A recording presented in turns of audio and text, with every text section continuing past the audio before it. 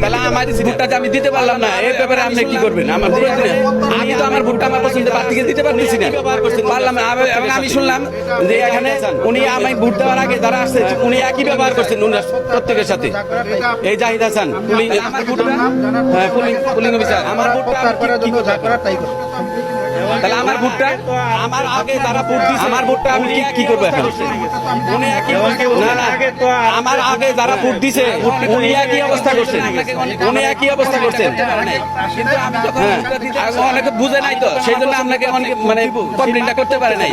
কিন্তু আমি যখন ভোটটা দিতে আসলাম, আমি যখন আমার পছন্দের প্রার্থীকে ভোট দিব সেই মার্কাটা উঠতেছে না, ওটাই তো আমি বুঝতেছি। এই বিএমএ তো আমরা ইতিপূর্বে ভোট দেই নাই, অনেকেই এই ব্যাপারে আমরা যদিও এই বিএমএ তো আমরা ইতিপূর্বে ভোট দেই নাই, অনেকেই এই ব্যাপারে আমরা যদিও কেউ শিক্ষিত আছে তারপরেও আমরা